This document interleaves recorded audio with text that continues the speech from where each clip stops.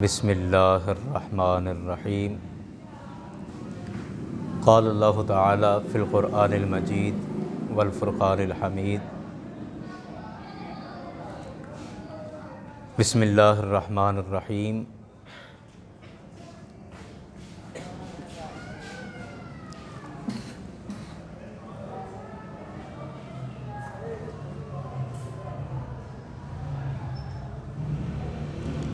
وَلَكُمْ نِصْفُ مَا تَرَكَ أَزْوَاجُكُمْ إِن لَّمْ يَكُن لَّهُنَّ وَلَدٌ صدق اللہ العظیم ان اللہ وملائکتہ یصلون علی النبی یا ایہا الذین آمنوا صلوا علیہ وسلموا تسلیما صلی اللہ علی حبیبہ محمد وآلہ وسلم الصلاۃ والسلام علیک یا رسول اللہ الصلاۃ والسلام علیک یا نبی اللہ الصلاۃ والسلام علیک یا شفیع المذنبین وعلی آلک و اصحابک یا رحمۃ للعالمین۔ سامعین ذی وقار، ماہ ربیع الاول شریف میں محافل میلاد کا مسلسل انعقاد الحمدللہ ہم دیکھ رہے تھے اور دیکھ رہے ہیں، اور اسی مصروفیت کی وجہ سے پچھلا مہینہ ماہ ربیع الاول شریف میں درس قرآن ہم نے ملتوی کر دیا تھا، اور اب وہ مصروفیات کافی حد تک کم ہو گئیں، تو اس مہینے سے اسی ترتیب اور اسی روٹین سے دوبارہ سے درس قرآن کا الحمدللہ آغاز ہو چکا ہے۔ اور اپنی جامع مسجد میں چونکہ ہر مہینے کا پہلا بدھ درس قرآن الحمدللہ تقریباً پچھلے 8-9 مہینوں سے چل رہا ہے، اور آپ احباب کی مشاورت سے قرآن پاک کی سورہ النساء کا انتخاب کیا گیا اس مسجد کے لیے، اور سورہ النساء کی ابھی تک ہم تقریباً 10-11 آیتیں پڑھ چکے ہیں، اور آج جو مضمون ہے میں اس میں کافی غور کر رہا تھا کہ اس مضمون کو کیسے بیان کیا جائے۔ حضرت مولانا حافظ سرفراز صاحب زید مجدہ و تعالی عمرہ تشریف فرما ہیں، اور ان کی تصدیق میں اس لیے حاصل کرنا چاہ رہا ہوں کہ وراثت کے موضوعات کو حضرت بڑی باریکی سے سمجھتے ہیں، کہ آج کی جو آیت مبارکہ ہے اس میں اللہ تبارک و تعالی نے ورثاء کے حصے بیان فرمائے کہ وراثت میں کس وارث کا کتنا حصہ ہے۔ اور میں اس کو جب مطالعہ کر رہا تھا تو میں تھوڑا فکر مند بھی تھا کہ یہ وراثت کا ایسا باریک مضمون ہے کہ جب تک اس میں باقاعدہ سننے والے بھی کاپی پینسل لے کے نہ بیٹھے ہوں اور بتانے والا بھی اس کے پاس وائٹ بورڈ نہ ہو تو یہ وراثت کے مسائل سمجھ نہیں آتے۔ اور ہم نے جس دور میں السراجی پڑھی تھی وراثت پر، یہ 2012-13 کی بات ہے، موقوف علیہ میں پڑھائی جاتی ہے، تو تب جب پڑھی تھی تو بڑی اچھی پڑھی تھی، اور میرے اس میں 92 مارکس تھے امتحان میں۔ لیکن مسئلہ یہ ہے کہ اس کے بعد نہ کسی نے اتنے تواتر سے یہ مسئلے پوچھے، اور نہ دوبارہ پڑھنے کا کوئی ارادتاً یا باقاعدہ اہتمام کے ساتھ کوئی اتفاق ہوا۔ تو چونکہ ہمارے ہاں یہ وراثت کے مسائل بہت سارے جو ہیں وہ وکلاء حل کر لیتے ہیں، تو اس لیے یا علماء جو باقاعدہ طور پہ فتویٰ نویسی کر رہے ہیں وہ ان مسائل کو حل کر لیتے ہیں۔ اس لیے عوام کے اندر ان کا جاننا اگرچہ اہم تو ہے، لیکن وہ ایسا نہیں ہے کہ اس کے بغیر گزارا نہیں، وہ تقریباً گزارا ہو جاتا ہے۔ تو میں سوچ رہا تھا کہ یہ پوری آیت مبارکہ کافی لمبی آیت مبارکہ ہے، تقریباً 1 صفحے کی آیت ہے، اب اس میں سارے حصے وراثت کے اور ان کی تفصیل ساری بیان کی گئی ہے، تو میرے ذہن میں یہ تھا کہ اگر وراثت پر ہی ساری گفتگو ہوگی تو شاید ہمیں اس طرح سمجھ نہ آ سکے کہ جو اس کا حق ہے، تو ہمیں یاد تو ہونے نہیں، سمجھ آنے نہیں، اور یاد رہنے نہیں۔ تو اس لیے بجائے کہ ہم اس وراثت والی آیت پر تفصیل کے ساتھ گفتگو کریں، اس سے جو اگلی آیات ہیں اس میں زنا کے حوالے سے، زنا کی جو سزا شریعت نے مقرر کی اس حوالے سے احکامات بیان ہوئے ہیں۔ تو اس لیے میں نے اپنے تائیں یہ سوچا کہ اس آیت مبارکہ کا ہم صرف ترجمہ کر لیتے ہیں، اور جو اس سے اگلا مضمون ہے اس کو ہم تفصیل کے ساتھ دیکھ لیتے ہیں۔ تو اسی ارادے سے میں نے یہ خیر چونکہ قرآن پاک کا حصہ ہے آیت مبارکہ، تو اس لیے اس کا ترجمہ ہم صرف پڑھتے ہیں، اور باقی اگر کسی کو مزید اس کی تفصیل کی ضرورت ہو تو وہ تفصیل بیان بھی ہو جائے گی، اور وہ موقع پر ہو بھی جاتی ہے۔ تو باقی ہم جو اس سے اگلا مضمون ہے اس کو، اس آیت سے اگلے مضمون کو ہم تفصیل کے ساتھ دیکھ لیں گے۔ ترجمہ آپ سن لیجئے۔ رب کائنات نے ارشاد فرمایا کہ یوصیکم اللہ فی اولادکم۔ ارشاد باری تعالیٰ ہے کہ اللہ فرماتا ہے کہ اللہ اولاد کے معاملے میں تمہیں حکم ارشاد فرماتا ہے کہ للذکر مثل حظ الانثیین، کہ مرد کے لیے دو عورتوں کا حصہ ہے، یعنی جتنا حصہ دو عورتوں کا ہے اتنا ایک مرد کا ہے۔ فَإِن كُنَّ نِسَاءً فَوْقَ اثْنَتَيْنِ فَلَهُنَّ ثُلُثَا مَا تَرَكَ، اور اگر عورتیں دو سے زیادہ ہوں، وارث عورتیں دو سے زیادہ ہوں، تو ان کا 2/3 حصہ ہے جو ترکہ چھوڑا گیا۔ وَإِن كَانَتْ وَاحِدَةً فَلَهَا النِّصْفُ، اور اگر ایک ہی حقدار عورت ہو تو اس کا آدھا حصہ ہے وراثت کے اندر۔ وَلِأَبَوَيْهِ لِكُلِّ وَاحِدٍ مِّنْهُمَا السُّدُسُ، اور ماں اور باپ، ابویہ یعنی ماں باپ والدین، ان میں سے ہر ایک کا چھٹا حصہ ہے مما ترک، جو ترکہ چھوڑا گیا اس میں سے، یعنی جو مال چھوڑا گیا اس میں سے۔ ان کان لہو ولد، اگر ان کا کوئی بچہ موجود ہے تو۔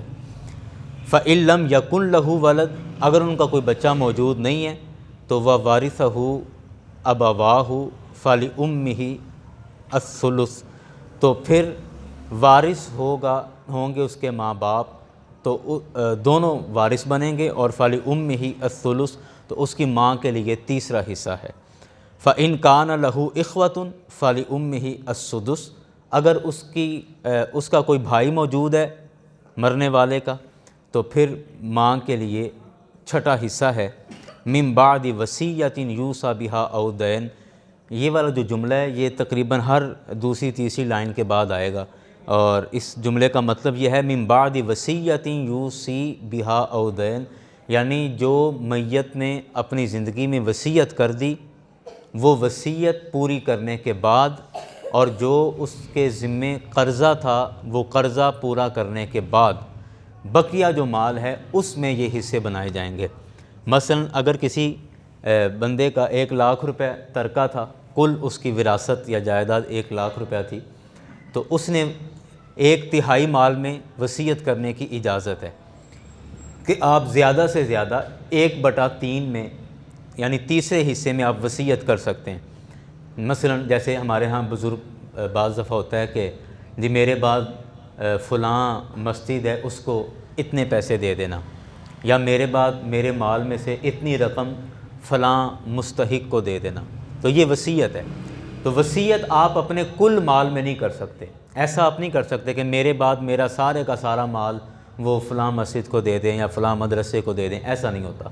وصیت آپ اپنے 1/3 مال میں، 1/3 میں، یعنی تیسرے حصے میں آپ وصیت کر سکتے ہیں۔ اور یعنی اگر آپ کے پاس 1,00,000 روپے ہے تو تقریباً 33,000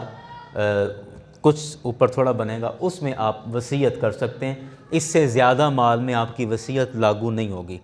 تو سب سے پہلے کیا ہے کہ اگر کوئی بندہ فوت ہو گیا تو اس کے کل مال کو جمع کیا جائے گا، اس کے کل مال میں سب سے پہلے جو اس کے ذمے قرضہ تھا وہ قرضہ ادا کیا جائے گا، اس کے بعد جو اس کی وصیت تھی اس وصیت کو پورا کیا جائے گا، اور اس کے کفن اور دفن کا انتظام وہاں سے کیا جائے گا۔ 40ویں کا خرچہ وہاں سے نہیں ہوگا شرعی طور پر، وہ ورثاء اپنے مال میں سے کریں اگر وہ کرنا چاہتے ہیں تو۔ اچھا، اب یہ 3 کام کرنے کے بعد جو بقیہ مال بچے گا اس کے پھر حصے بنیں گے، وہ ورثاء میں تقسیم ہوگا، کل مال تقسیم نہیں ہوگا۔ ہاں البتہ اگر مرنے والے نے کوئی وصیت نہیں کی تو پھر جو قرضہ ہے، قرضہ نکال کے بقیہ مال میں آپ کر دیں۔ اگر وہ وصیت بھی کر کے گیا، اس پر قرضہ بھی ہے، تو پھر سب سے پہلے وہ نکالا جائے گا، اس کے بعد جو مال بچے گا اس میں حصے بنیں گے، اور وہ جتنے جس وارث کے بنتے ہیں اس میں تقسیم کیے جائیں گے۔ اچھا جی، یہ جملہ میں نے اس لیے تفصیل سے سمجھایا کہ یہ آگے بھی 2-3 دفعہ آئے گا کہ یہ حق ہی یہی ہے۔ اسی طرح ہمارے ہاں یہ ایک غلط طریقہ ہے کہ ہم میت کے مال میں سے اس کے سارے اخراجات کرتے ہیں، مطلب اس کے ساتے کا ختم، اس کے کل خانی کا خرچہ اور اس کے 40ویں کا خرچہ، یہ وہ ساری چیزیں بھی اس کے مال میں سے نکالنے کے بعد پھر ہم اس کو تقسیم کرتے ہیں، جبکہ یہ مال کفن اور دفن کا انتظام اس کے مال میں سے ہوگا، بقیہ جو ہے ورثاء اپنے مال میں سے کریں گے۔ اس لیے یہ میت کے مال میں سے شرعاً یہ کرنا جائز نہیں ہے۔ اچھا جی، آگے ارشاد فرمایا کہ آباؤکم و ابناؤکم لا تدرون ایہم اقرب لکم نفعا فریضۃ من اللہ ان اللہ کان علیما حکیما۔ ارشاد فرمایا کہ تمہارے آبا یعنی باپ دادا اور تمہارے بیٹے، تمہارے بچے، لا تدرون وہ وارث نہیں بنیں گے، ایہم اقرب لکم ان میں سے وہ بنیں گے جو تمہارے زیادہ قریب ہیں۔ یہ دراصل ایک اصول ہے کہ زیادہ قریبی جب وارث موجود ہے تو اس وارث کی موجودگی میں دور والا وراثت کا حقدار نہیں بنے گا۔ اس جملے کا، اس حصے کا یہ مطلب ہے۔ مثلا اگر میت کا بھائی موجود ہے اور بھائی کو حصہ مل رہا ہے،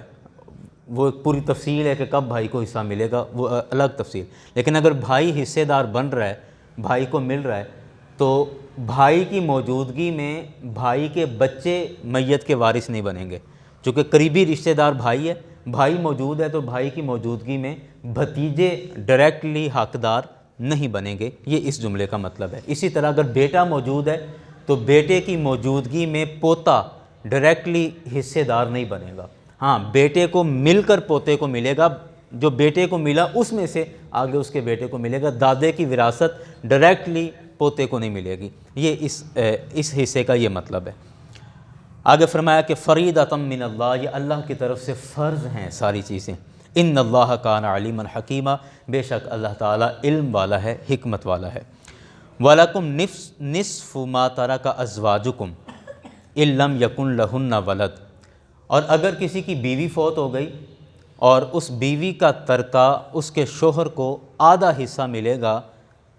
اگر اس کی اولاد موجود نہیں ہے۔ بیوی فوت ہو گئی اور اس بیوی کی کوئی اولاد موجود نہیں، تو بیوی کے نام اگر کوئی چیزیں ہیں تو وہ اس بیوی کے مال میں سے آدھا حصہ شوہر کو منتقل ہوگا۔ فَإِن كَانَ لَهُنَّ وَلَدٌ، اور اگر اس بیوی کی اولاد موجود ہے تو فَلَكُمُ الرُّبُعُ، تو تمہارے لیے پھر چوتھا حصہ ہے، پھر چوتھا حصہ شوہر کو ملے گا۔ مما ترکنا، اس میں سے جو اس بیوی نے چھوڑا، من بعد وصیۃ یوصین بہا او دین، یہ وہی جملہ پھر آ گیا کہ جو وصیت اس بیوی نے اگر اپنی زندگی میں کی تھی اس کو پورا کرنے کے بعد اور اس کے ذمے جو قرض تھا وہ ادا کرنے کے بعد۔ وَلَهُنَّ الرُّبُعُ مِمَّا تَرَكْتُمْ إِن لَّمْ يَكُن لَّكُمْ وَلَدٌ، اور بیوی کے، اگر بیوی زندہ ہے اور شوہر فوت ہو گیا تو شوہر کے مال میں سے، بیوی اگر زندہ ہے اور شوہر فوت ہو گیا تو شوہر کے مال میں سے بیوی کو چوتھا حصہ ملے گا، ان لم یکن لکم ولد، اگر شوہر کی اولاد نہیں ہے۔ شوہر کی اولاد نہیں ہے، شوہر فوت ہو گیا تو شوہر کا جتنا بھی اثاثہ ہے اس کا چوتھا حصہ اس کی بیوی کو ملے گا۔ فَإِن كَانَ لَكُمْ وَلَدٌ فَلَهُنَّ الثُّمُنُ مِمَّا تَرَكْتُم مِّن بَعْدِ وَصِيَّةٍ تُوصُونَ بِهَا أَوْ دَيْنٍ، اور فرمایا کہ اگر شوہر فوت ہوا اور اس کی اولاد موجود ہے تو اولاد کی موجودگی میں شوہر کے مال میں سے بیوی کو پھر 8واں حصہ ملے گا۔ اولاد نہیں ہے، چوتھا حصہ ملے گا، اولاد ہے تو پھر بیوی کو 8واں حصہ ملے گا۔ اس وصیت کے بعد جو شوہر نے وصیت کی یا اس قرضے کے بعد جو اس کے ذمہ تھا اس کے قرضہ۔ وَإِنْ كَانَ رَجُلٌ يُورَثُ كَلَالَةً أَوْ امْرَأَةٌ وَلَهُ أَخٌ أَوْ أُخْتٌ فَلِكُلِّ وَاحِدٍ مِّنْهُمَا السُّدُسُ۔ یہ ایک لمبی تفصیل ہے۔ فرمایا کہ اگر کوئی ایسا بندہ ہے کہ جس کا وارث کلالہ بنتا ہے، کلالہ اس کو کہتے ہیں کہ جس کی نہ اولاد ہے، نہ اس کے کوئی بہن ہے، نہ کوئی بھائی ہے، اس کو کلالہ کہتے ہیں۔ یا ایک ایسی عورت ہے کہ اس کا بھائی بھی موجود ہے یا بہن بھی موجود ہے، تو فرمایا وَلِكُلِّ وَاحِدٍ مِّنْهُمَا السُّدُسُ، تو ان میں سے ہر ایک کو چھٹا چھٹا حصہ ملے گا۔ فَإِنْ كَانُوا أَكْثَرَ مِنْ ذَلِكَ فَهُمْ شُرَكَاءُ فِي الثُّلُثِ مِنْ بَعْدِ وَصِيَّةٍ يُوصَى بِهَا أَوْ دَيْنٍ، اور اگر وہ ایک سے زیادہ بہن بھائی اس میں شریک ہیں تو وہ ان تمام شرکاء کو تیسرا حصہ ان تمام کے لیے ہوگا، اور وہ تیسرا حصہ ان تمام میں برابر تقسیم کر دیا جائے گا ان کے حصے کے حساب سے، وصیت پوری کرنے کے بعد اور قرض پورا کرنے کے بعد، غیر مضارٍ، بغیر کسی کو تنگ کیے اور بغیر کسی کو تکلیف پہنچائے۔ اور فرمایا کہ وصیۃً من اللہ، یہ اللہ تعالیٰ کی طرف سے حکم ہے، واللہ علیم حلیم، اللہ تعالیٰ علم والا ہے اور حلم والا ہے، برداشت والا ہے۔ یہ آیت مبارکہ آیت نمبر 12 ہے سورہ النساء کی، اور میں آپ کو یہ ایک مشورہ دوں گا کہ آپ اس کو اپنے طور پر تفسیر اور ترجمے والے قرآن پاک سے لے کر آپ اس کو اپنے طور پر تفصیل کے ساتھ بغور بار بار آپ اس کو پڑھ لیجئے گا۔ اس سے کافی حد تک یہ وراثت کے مسائل آپ کے ذہن میں بھی آ جائیں گے اور ان کو حل کرنا آسان ہو جائے گا۔ یہ ساری وراثت کی تقسیم رب کائنات نے بیان فرما دی، اور اس کے بعد فرمایا تلک حدود اللہ، یہ اللہ کی قائم کردہ حدیں ہیں، یہ ایک لمٹ ہے اور لمٹ آپ نے کراس نہیں کرنی، یہ اللہ کی بیان کردہ حدیں ہیں، ان سے آگے نہ بڑھو، اپنی مرضی کرنے کی کوشش نہ کرو۔ ہمارے ہاں بعض دفعہ ہم کیا کرتے ہیں کہ اپنی پسندیدہ یا فرما بردار اولاد کو ہم زیادہ دینے کی کوشش کرتے ہیں، اور نافرمان اولاد جو ہے وہ بعض دفعہ وراثت سے محروم رہ جاتی ہے، یا بعض دفعہ ایسا ہوتا ہے کہ لاڈلے بچے زیادہ حصہ لے جاتے ہیں اور لاڈلے جو نہیں ہوتے ان کو محروم کر دیا جاتا ہے، یا بعض دفعہ ایسا ہوتا ہے کہ کسی بندے کی کچھ بچے اگر کہیں باہر ملک شفٹ ہو گئے اور بعد میں وہ آدمی فوت ہو گیا تو باہر والوں کو عام طور پہ وراثت سے محروم ہی سمجھا جاتا ہے، اور جو بقیہ موقع پر موجود ہوتے ہیں ان کو ساری وہ تقسیم کر دی جاتی ہے، اور کہا جاتا ہے وہ تو آپ ایڈے امیر نے باہر سیٹل نے اینے پیسے لا کے ابا جی نے انہوں نے باہر کر لیا سی تو اپنا حصہ تو انہوں نے پہلے ہی نکل گیا۔ تو اس طرح کی بہانے بازیاں کر کے ہم بعض دفعہ اولاد کو وراثت سے محروم کر دیتے ہیں، اس لیے رب کائنات نے فرمایا تلک حدود اللہ، یہ اللہ کی بیان کردہ حدیں ہیں، یہ اللہ کی بیان کردہ حدیں، ان سے نہ پیچھے ہٹو اور نہ ان سے آگے بڑھو، یہ ایک لمٹ ہے، ایک حد ہے، اس پر رہنا ہے ہمیں، نہ اس سے پیچھے، اس میں کوئی کمی کرنی ہے اور نہ اس میں کوئی زیادتی کرنی ہے۔ اگر آپ کمی یا زیادتی کرتے ہیں تو پھر اللہ کے ہاں اس کے آپ خود اس کے ذمہ دار ہوں گے، اللہ کے ہاں پھر جو اس کا عذاب ملے گا اس کے پھر آپ خود حقدار بن رہے ہوں گے۔ اس لیے اللہ کی حدوں میں چھیڑ چھاڑ کرنے کی ضرورت نہیں، جو اللہ نے واضح بیان کر دیا اس میں تم کسی طرح کا رد و بدل کرنے کی جرت نہ کرو۔ ہمارے ہاں ایک اور مسئلہ ہے، ہم اکثر اخبارات کے اندر یہ اشتہار پڑھتے ہیں کہ ایک آدمی اشتہار دیتا ہے جی میرا فلاں بیٹا نافرمان ہو گیا ہے تو اس کو میں نے اپنی تمام جائیداد سے عاق کر دیا ہے۔ اب یہ عاق کرنا حضرت تشریف فرما ہیں، شاید کہ پاکستان کے آئین کے اندر تو یہ جائز ہوگا، یا آئین اس کی قانون اس کی اجازت دیتا ہوگا کہ آپ یوں کر سکتے ہیں،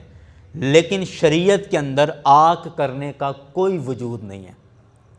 شرعی طور پر اس کا کوئی وجود نہیں ہے عاق کرنے کا، یہ سراسر غلط عمل ہے۔ اور آپ اگر تو آپ کا بیٹا کوئی مجرم ہے یا وہ عادی مجرم ہے تو آپ اس کا اور کوئی بندوبست کر سکتے ہیں، لا تعلقی کر سکتے ہیں، قطع تعلقی کر سکتے ہیں، لیکن آپ عاق کرنا کہ میرے مرنے کے بعد میری جائیداد میں سے اس کو کوئی حصہ نہیں ملے گا، ایسا کرنا شرعاً جائز نہیں ہے۔ ایک ہی صورت ہے کہ اولاد کو والدین کی جائیداد میں سے حصہ نہیں ملتا،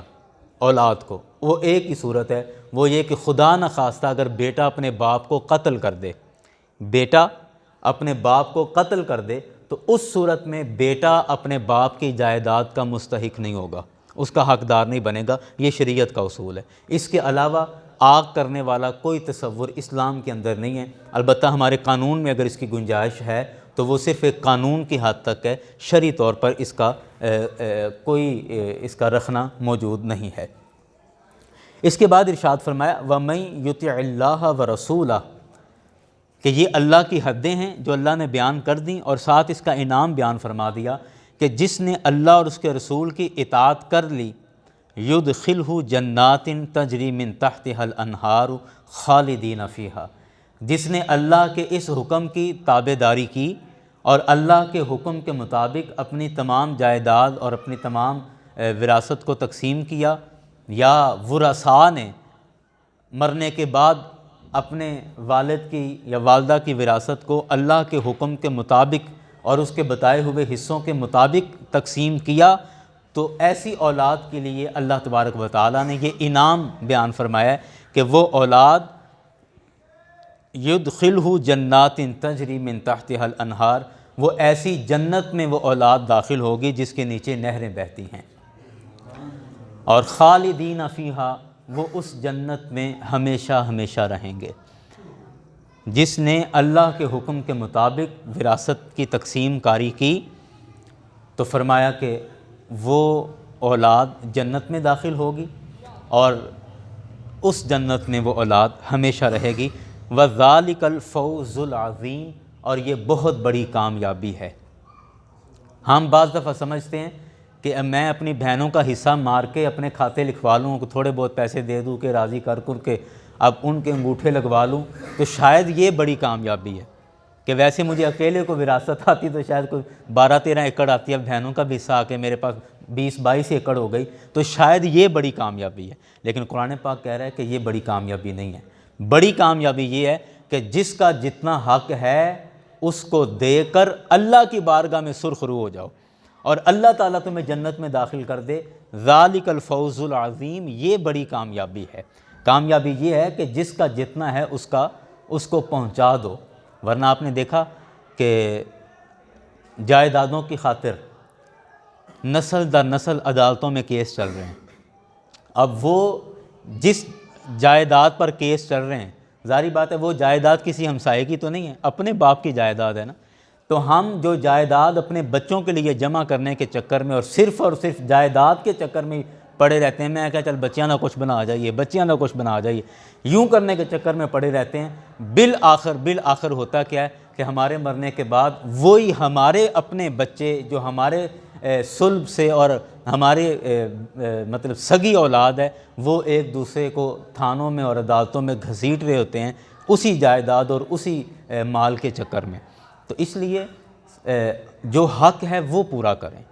زیادہ جائیداد اسلام کے اندر بری نہیں ہے۔ ہمارے ہاں یہ ایک غلط تصور ہے کہ شاید امیروں کو اسلام اتنا پسند نہیں کرتا اور غریبوں کو اسلام پسند کرتا ہے، نہیں، یہ ایک غلط فہمی ہے، ایسا نہیں ہے۔ ہاں البتہ یہ ضرور ہے کہ اللہ تعالیٰ سے جب دولت مانگیں تو دولت عثمان اللہ تعالیٰ سے مانگا کریں کہ یا اللہ ہمیں حضرت عثمان غنی جیسی دولت عطا فرما، یا اللہ تعالیٰ ہمیں حضرت عبد الرحمن بن عوف جیسی دولت عطا فرما، حضرت عبد الرحمن بن عوف جیسا کاروبار عطا فرما، ان جیسا بزنس عطا فرما، یہ دعا کیا کریں۔ قارون والی دولت سے بچا کریں اور اس دولت سے اللہ سے پناہ مانگنی چاہیے کہ اللہ ہمیں ایسا مال نہ دے کہ جو ہم نے کمایا، دن رات کھپت محنت کر کے ہم نے کمایا، لیکن اسی مال پر ہمارے بعد ہمارے اپنی سگی اولاد ایک دوسرے کو تھانوں اور عدالتوں میں گھسیٹتے پھریں اور ان کا پورے علاقے میں تماشا بنتا پھرے۔ مولا ایسی دولت سے ہم سب کو محفوظ فرما، ایسی دولت سے اللہ کی پناہ مانگنی چاہیے۔ ابھی پچھلے دنوں میں نام نہیں لیتا ورنہ وہ غیبت ہو جاتی ہے، خیر غیبت کیا ہونی ہے، میڈیا پہ آ گیا، سب کو پتہ ہے۔ کراچی کے اندر ایک بہت بڑے مفتی ہیں، عالم دین ہیں کسی مسلک کے، اب ان کے مرنے سے 1 سال یا 2 سال پہلے انہوں نے قربانی نہیں کی، تو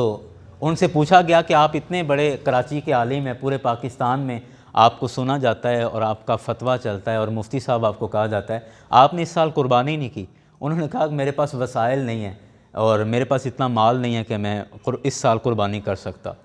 ٹھیک ہے جی، اچھی لگی لوگوں کے اتنا بڑا آدمی اور دیکھو اس کے پاس اتنے سے بھی وسائل نہیں ہیں۔ اگلے سال اس کا انتقال ہو گیا۔ انتقال کے چند مہینے بعد جب اس کے بچے جائیداد کی تقسیم کے لیے عدالت پہنچے نا، تو پھر یہ معاملہ سب کے سامنے کھلا کہ اربوں روپیہ اس مفتی صاحب کے اکاؤنٹ میں موجود تھا، اور جنہوں نے یہ خبر پڑھی ہے ان کو پتہ چل گیا ہے کہ وہ کون بندہ تھا۔ اربوں روپیہ اس کے اکاؤنٹ میں موجود تھا۔ اب حالانکہ وہ عالم دین ہے، ساری زندگی مدرسہ مسجد اور دین پڑھنا پڑھانا یہی اوڑھنا بچھونا رہا نا اس کا، لیکن اس کے باوجود آپ انجام دیکھیں کہ اس کی اولاد عدالتوں کا رخ کر رہی ہے اپنے باپ کی جائیداد حاصل کرنے کے لیے۔ یہاں ہمارے محلے میں ایک بزرگ رہتے ہیں، بابا معراج الدین سکا، میرے ابا جی کے بڑے گہرے دوست تھے۔ انہوں نے مجھے بتایا، کہنے لگے کہ میں نے ایک دفعہ آپ کے والد صاحب سے، علامہ منظور احمد مرتضی رحمۃ اللہ علیہ، ان سے پوچھا کہ حضرت جی ਭਰਾ ਆਪਸ ਕਿਤੇ ਨਾ ਕਿਤੇ ਤਾਂ ਕੋਈ ਲੜ ਬੋਲ ਹੀ ਪੈਂਦੇ ਨੇ, ਕੋਈ ਹੋ ਹੀ ਜਾਂਦਾ ਹੈ, ਲੇਕਿਨ ਜਿਉਂ ਅਸੀਂ ਤੁਹਾਨੂੰ ਬਚਪਨ ਤੋਂ ਵੇਖਦੇ ਆਏ ਹਾਂ ਤੇ ਹੁਣ ਸਾਡੇ ਵੀ ਚਿੱਟੇ ਆ ਗਏ ਤੇ ਤੁਹਾਡੇ ਵੀ ਚਿੱਟੇ ਆ ਗਏ, ਅੱਜ ਤੱਕ ਨਹੀਂ ਵੇਖਿਆ ਕਿ ਤੁਸੀਂ ਦੋਵੇਂ ਭਰਾ ਆਪਸ 'ਚ ਲੜੇ ਹੋ। علامہ مقبول احمد مرتضی رحمۃ اللہ علیہ اور علامہ منظور صاحب کہ کدی ਤੁਸੀਂ ਦੋਵੇਂ ਭਰਾ ਆਪਸ 'ਚ ਲੜੇ ਹੋਵੋ, ਕਦੀ ਕੋਈ ਤੁਹਾਡੇ ਦਰਮਿਆਨ ਕੋਈ ਤਲਖੀ ਹੋਈ ਹੋਵੇ, ਹਾਲਾਂਕਿ ਤੁਹਾਡੀਆਂ ਔਲਾਦਾਂ ਵੀ ਜਵਾਨ ਹੋ ਗਈਆਂ اور ਵੱਡੀ ਫੈਮਿਲੀ ਹੈ, ਸਾਰੇ ਮਾਮਲਾਤ ਨੇ, ਲੇਕਿਨ ਕਦੀ ਲੜੇ ਨਹੀਂ। تو میرے والد گرامی رحمۃ اللہ علیہ نے فرمایا کہ مراج دی نا ساڈے پیو نے ساڈے وچ لڑن والی کوئی شے نہیں چھڈی، اسی کاندے تے لڑنا ہے، مطلب ساڈے کول گھر ایک رہائشی گھر تو علاوہ اور کوئی جائیداد ہی نہیں ہے، تو ساڈے پیو نے ساڈے تے لڑن والی کوئی شے نہیں چھڈی تے اسی لڑنا کاندے تے۔ تو مطلب کہ یہ مال بھی بعض دفعہ ہمارے ہاں ایک جدل اور ایک فساد کا باعث بنتا ہے، اس لیے اتنا جمع کریں جتنے مال کا آپ حق ادا کر سکیں، اللہ اور اس کے رسول کا حق اپنے مال سے ادا کرتے رہیں۔ زکوٰۃ سے گھبرائیں نہیں کہ مال سے زکوٰۃ نکالوں گا تو لے اتنے لاکھ روپے زکوٰۃ ہی بن جائے گی، یہ من کیویں دواں۔ عشر سے زکوٰۃ سے کبھی بھی پیچھے نہ ہٹیں، یہ اللہ اور اس کے رسول کا حق ہے تمہارے مال پر، اور اس کو پراپر ادا کرتے رہیں، پھر آپ دیکھیں کہ اس کے بعد نتیجہ اچھا نتیجہ نکلے گا کہ ہماری اولادیں پھر ہمارے مال میں وہ جنگ و جدل نہیں چلے گا۔ اور اگر ہم صرف بچوں کے لیے نہ حلال کی پرواہ کی نہ حرام کی پرواہ کی، بس جیسا تیسا کر کے جمع کرنے کے پیچھے لگ گئے، تو اس کا انجام پھر ہم اپنے معاشرے میں دیکھ رہے ہیں کہ ہمارے بعد پھر اس کا انجام کیا ہوگا، وہ ہم سب جانتے ہیں۔ بہرحال رب کائنات نے فرمایا کہ وَمَن يَعْصِ اللَّهَ وَرَسُولَهُ وَيَتَعَدَّ حُدُودَهُ، کہ جس نے اللہ اور اس کے رسول کی نافرمانی کی اور اللہ کی قائم کردہ حدوں سے آگے بڑھا، اللہ کی حدوں کا پاس نہ کیا اور اللہ کی حدیں کراس کر گیا، رب کائنات نے فرمایا یدخلہ نارن، اللہ اس کو آگ میں داخل کرے گا اور خالدن فیہا، وہ اس آگ میں ہمیشہ ہمیشہ کے لیے رہے گا۔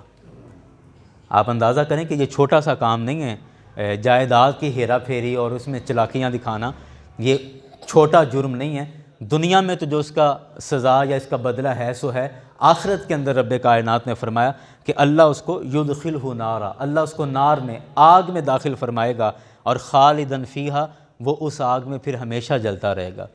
تو دنیا کے کوئی 1.5-2 مرلوں میں چلاکیاں دکھانے کی بجائے ہمیں چاہیے کہ ہم اللہ اور اس کے رسول کی قائم کردہ حدوں کو پورا کریں تاکہ ہمیشہ کے لیے عذاب سے محفوظ رہ سکیں۔ ورنہ آج بھی دنیا میں آپ دیکھیں کہ اگر آپ کو کوئی بندہ کہے کہ اے 5 مرلے دا پلاٹ لے لا تو 10 منٹ اگ اتنے ہاتھ رکھنا ہے، 10 منٹ اگ اتنے انج ہاتھ رکھنا ہے تو اے جڑا 5 مرلے دا پلاٹ تیرا۔ مجھے آپ بتائیں کہ ہم میں کوئی بھی بندہ اس چیلنج کو قبول کرے گا، یا قبول کر بھی لے تو کر سکتا ہے پورا کہ 10 منٹ اگ اتنے ہاتھ رکھنا ہے تو 5 مرلے دا پلاٹ میرا؟ تو جب ہم 10 منٹ دنیا کی آگ برداشت نہیں کر رہے تو پھر 2-2 مرلے کے لیے چلاکیاں دکھا کے ہمیشہ کے لیے جہنم کی آگ کیسے برداشت کریں گے؟ تو اس لیے ہمیں آج اس کے لیے سوچنا چاہیے اور اس کے پورے حق ادا کرنے چاہیے۔ فرمایا وَلَهُ عَذَابٌ مُّہِین، اس کے لیے ذلت والا عذاب ہے، عذاب مہین، اہانت والا، یعنی جی میں پنجابی کہندے ہیں نا کہ ایک تو چھتر مارے تو دوجا کیا پیوں کے چھتر مارے، اس میں کیا ہوتا ہے کہ سزا بھی دی اور ساتھ ذلیل بھی کیا۔ یہ عذاب مہین کا مطلب یہ ہے، وَلَهُمْ عَذَابٌ مُّہِین، ایسے بندے کو پھر اللہ صرف عذاب نہیں دے گا بلکہ عذاب بھی دے گا اور دوسرے لوگوں کے سامنے ذلیل بھی کرے گا ایسے بندے کو جو وراثت کے معاملات میں ہیرا پھیری کرتا ہے اور چلاکیاں دکھاتا ہے۔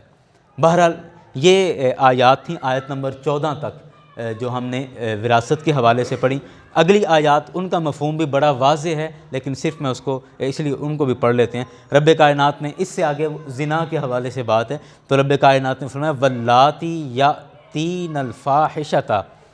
اور وہ عورتیں جو فحاشی کرتی پکڑی جائیں، من نسائکم، تمہاری عورتوں میں سے، فاستشہدوا علیہن اربعۃ منکم، اور ان کی بے حیائی پر یا ان کی فحاشی پر 4 گواہ مل جائیں. فَإِن شَاہِدُوا، پس اگر تم ان پر گواہ تمہیں مل جائیں، فَأَمْسِكُوهُنَّ فِي الْبُيُوتِ حَتَّى يَتَوَفَّاهُنَّ الْمَوْتُ، تو ان کو ان کے گھروں میں قید کر دیا جائے یہاں تک کہ ان کو موت آ جائے. او یجعل اللہ لہن سبیلا، یا ان کے لیے دوسرا کوئی رستہ اختیار کیا جائے. واللذان یاتین منکم، اور وہ لوگ وہ مرد جو زنا کرتے ہوئے پکڑے جائیں، فآذوہما، تو ان کو اذیت دی جائے. فإن تابا وأصلحا فأعرضوا عنہما، اگر وہ توبہ کر لیں اور اپنی اصلاح کر لیں تو پھر ان کو چھوڑ دیا جائے. ان اللہ کان توابا رحیما، بے شک اللہ تعالیٰ توبہ قبول کرنے والا مہربان ہے. اچھا، یہ 2 آیتیں ہیں. ان آیتوں کا مفہوم آپ سمجھیے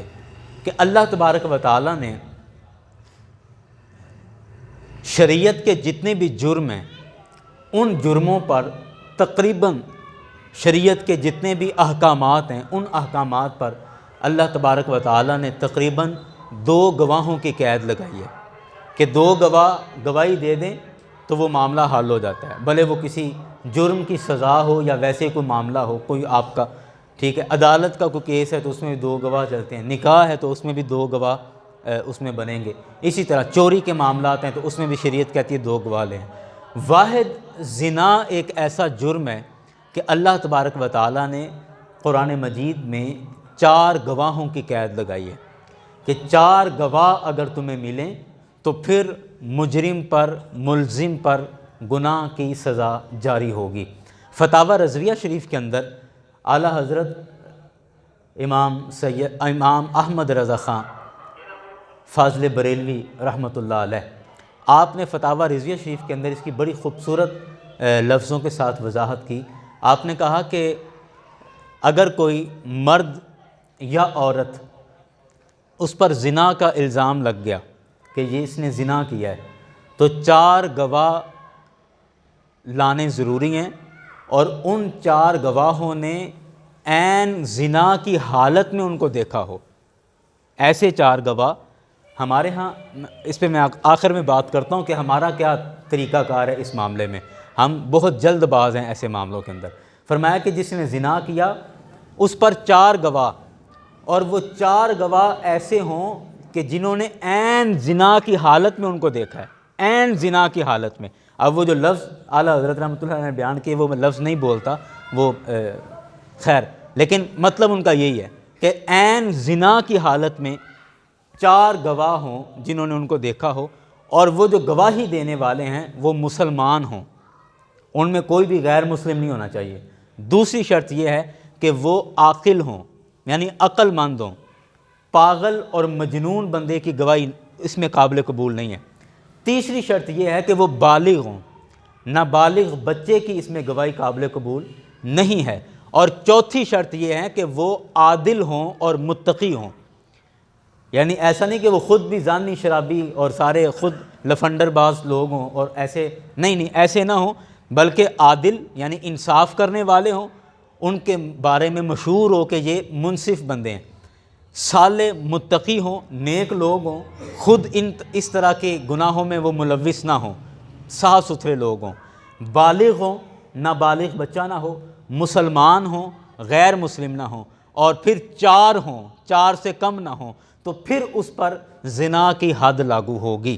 اور زنا کی حد کیا ہے؟ زنا کی حد یعنی زنا کی سزا قرآن یہ بیان کرتا ہے کہ اگر کموارہ بندہ یا کمواری عورت زنا کرتی پکڑی جائے اور عین اس حالت میں پکڑی جائے، اور وہ جو ساری شرطیں میں نے پہلے بیان کی، 4 گواہ ہوں اور گواہوں کی یہ جو خوبیاں ہوں، تو پھر اس کے لیے حکم ہے، قرآن پاک نے ہی کہا کہ ان کو 100 کوڑے مارے جائیں گے، اور یہ 100 کوڑے کوئی چھوٹی سزا نہیں ہے، خیر یہ بہت بڑی سزا ہے، 100 کوڑے اس کو مارے جائیں، اور اگر وہ شادی شدہ ہوں، بھلے وہ مرد ہے بھلے وہ عورت ہے، تو اس کے لیے حکم قرآن یہ بیان کرتا ہے کہ ان کو رجم کیا جائے گا۔ رجم کرنا کسے کہتے ہیں؟ رجم کا مطلب یہ ہے کہ آدھا، ہاں جی نہیں، رجم کا مطلب یہ ہے کہ آدھا ان کو زمین میں گاڑ کے ان کا جسم، اور آدھا حصہ ان کا باہر رہے، اور اس کے سراؤنڈنگ میں اس کے ارد گرد پتھر لے کر لوگ کھڑے ہو جائیں اور ان کو پتھر مارے جائیں، اور اتنے پتھر مارے جائیں یہاں تک کہ وہ قتل ہو جائیں، مر جائیں۔ یہ شادی شدہ بندے اگر وہ زنا کرتا ہے تو یہ اس کی سزا ہے۔ ہمارے ہاں اب بڑا ماڈرن اور سیکولر اور لبرل دور ہے نا، تو ہم بڑے سیانے بنتے ہیں آج کل کے دور میں، تو اکثر لوگ اسلام پر جب اعتراض کرتے ہیں نا، بھلے وہ مسلمان ہوں یا مستشرقین ہوں یا دہریے ہوں یا ایتھسٹ ہوں، وہ جب اسلام پر اعتراض کرتے ہیں تو کہتے ہیں کہ دیکھیں اسلام تو بڑا سخت مذہب ہے، اسلام نے تو سزائیں بڑی سخت ہیں۔ اب دیکھیں نا، اگر کوئی زنا کرتا پکڑا جائے تو زانی کی سزا اسلام کہہ رہا ہے کہ اس کو قتل کر دیں، توبہ توبہ، اتنی بڑی سزا، اسلام تو بڑا سخت مذہب ہے۔ تو میں اکثر یہ کہتا ہوں کہ دیکھیں، اس سزا سخت ہوگی تو جرم سے روکا جا سکتا ہے۔ آپ یہ بھی تو دیکھیں کہ زنا جرم کتنا بڑا ہے۔ آپ تصور کریں کہ اگر کوئی ہماری بیٹی کے ساتھ یہ حرکت کرے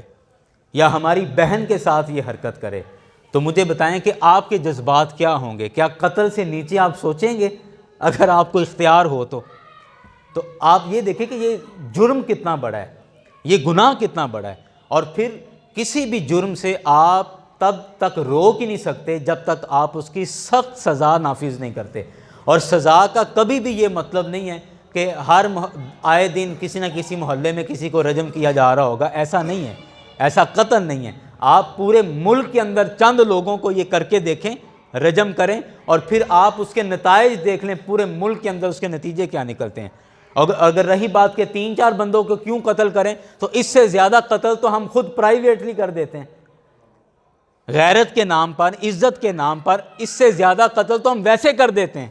اور اگر حکومت شرعی سزائیں دینا شروع کرے اور زانی کو زنا ثابت ہونے پر شرعی سزا دی جائے اور اس کو باقاعدہ دکھایا جائے، تو میں کہتا ہوں کہ ہمارا زنا